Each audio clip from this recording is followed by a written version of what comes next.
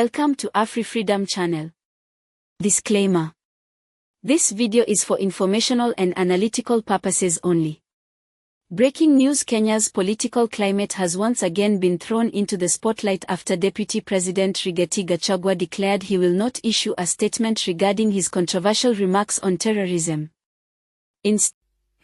DCP party leader Rigathi Gachagua now says he will not record a statement with the police over terror group remarks he made while in his tour of the United States. Gachagua dismissed Kindiki's DCI probe, being the serving Deputy President Kithure Kindiki, saying he will spill the beans over the Kenyan government's involvement with foreign forces. Stephen Little has more.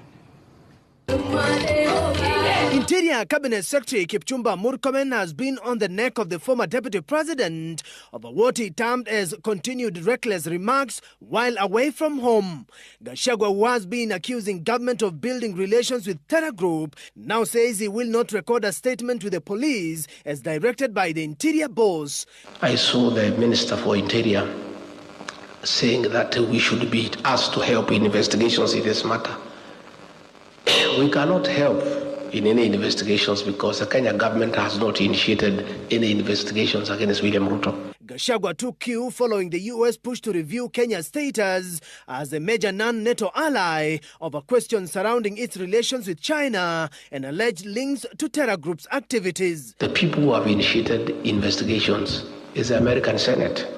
So if there is need for us to help in investigations, we'll help the American Senate, not the Kenya government. The Interior Cabinet Secretary, who spoke in Keyo South, Elgeyo Marakwet Saturday, slammed Gachagua over his utterances, citing that matters of national security should be treated with utmost gravity and that Gachagua should record a statement with the police upon his return to the country from the United States. Because he has said he has information and he knows and he has an agent who is sitting in meetings with Al-Shabaab, as soon as he lands in Kenya, he must record a statement to tell us exactly which meetings he's doing with terrorists. Gachagua raised several issues, including negotiation with abductors who took the chiefs in Northeastern, as well as the removal of vetting of new ID holders in the Northeastern region. Stephen Leto, Citizen TV. Claims by the impeached former Deputy President Rigathi Gachagua that President William Ruto and the Kenya Kwanza administration has a dalliance with terrorist organizations continues to elicit sharp reaction from government and allied leaders. Deputy President Kithure Kindiki has termed his predecessor a reckless and irresponsible person. Instead, he warned that if pressured, he might reveal classified government secrets. This statement is not only unusual, it is politically explosive. What kind of information could be so sensitive that it keeps the government on edge? Could this be a sign of deeper fractures within Kenya's leadership? And if such secrets were to be revealed, how would they reshape the political landscape? Are we witnessing a power struggle that goes beyond the public eye? Meanwhile, in a startling and unexpected move, Lumumba Amin, the son of Uganda's former President Idi Amin, released a video claiming to expose what he describes as an imminent plot against the United States from within. According to him, this alleged plan involves using blackmail against current American politicians, with the intention of preventing the release of a controversial list connected to Jeffrey Epstein. He specifically accuses a foreign government of orchestrating this operation. These are serious allegations, and while they remain unverified, they raise uncomfortable questions. How much influence do hidden political networks hold over the direction of entire nations? If such a plan exists, what would it mean for democracy, transparency, and public trust? Coup in America. We have to liberate America. This is a big issue for the American people, by the way. So listen carefully. As you know, over decades, US congressmen have been entrapped one after the other by Israel to engage in sexual depravity with children, as Israel was secretly recording them on camera. And those videos are being used by Israel to blackmail these politicians to do anything Israel demands, or else the videos will be leaked to the public. I believe the same blackmail operation has caught many leaders in the UK and the EU as well. And that's why they all act odd and look soulless when they have to defend Israel's crimes, because they are under duress and can't reveal their plight to anyone.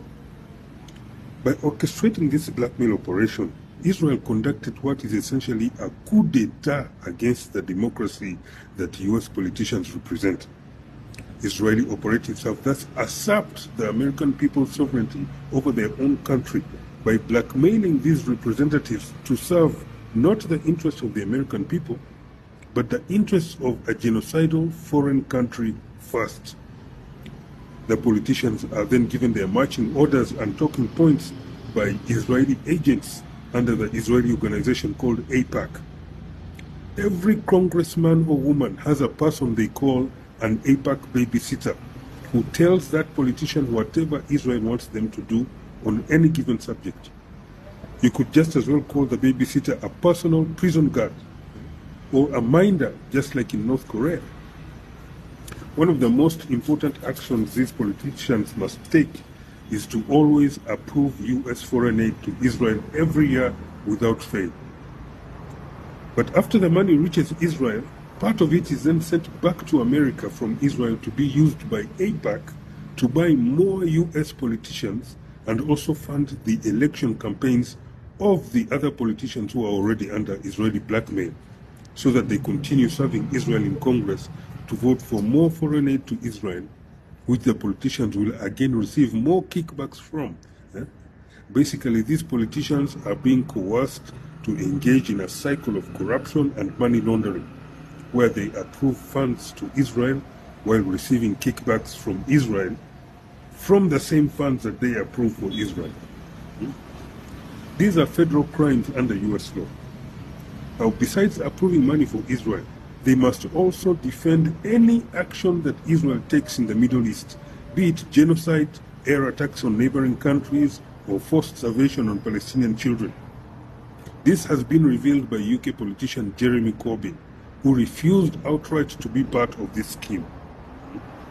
The overthrow of democracy through blackmail should have never been allowed to happen anywhere. And all US congressmen who are compromised by this Israeli blackmail coup should actually report themselves to authorities, or else the people and the victims of their sexual depravity should make these politicians face the real risk of being deemed as willing treason collaborators against the people, right? Against the American people's sovereignty, against democracy, and against America itself, for not reporting blackmail, which is also a serious federal crime under US law. Right now, Israel is doing everything so that the Epstein files do not come out. They are most probably the ones using a blackmailed Donald Trump to try and bury the files and videos so that they keep the power of blackmail that they have over America's politicians. Power that they have stolen from the American people who elected these politicians. The American people should not let this brazen coup d'etat against their country continue. This foreign regime in power in America, behind the curtains, is the one engineering the loss of freedoms of the American people, particularly when it comes to criticism of Israel. People are being cancelled, losing their businesses, and others their jobs, their families and marriages breaking, their homes breaking, for simply exercising their First Amendment right to speak their conscience. This regime is leading the US down a slope that culminates in not only the end of America as a free country for all its citizens. If nothing is done, it ends with deranged, genocidal Israeli lunatics ruling the world. For me, I'm just like a simple messenger on video mail here.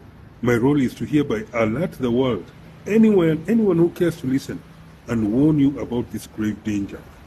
Save this video before it gets removed and share it with the American and European people who might not be aware of the full scale and magnitude of this coup against their democracy.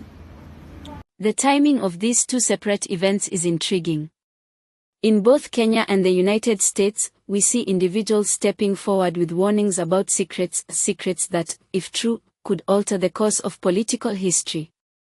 But this also raises a deeper question: how should the public respond when powerful individuals claim to have knowledge that could shake governments? Is it an act of courage, or could it be a calculated political move?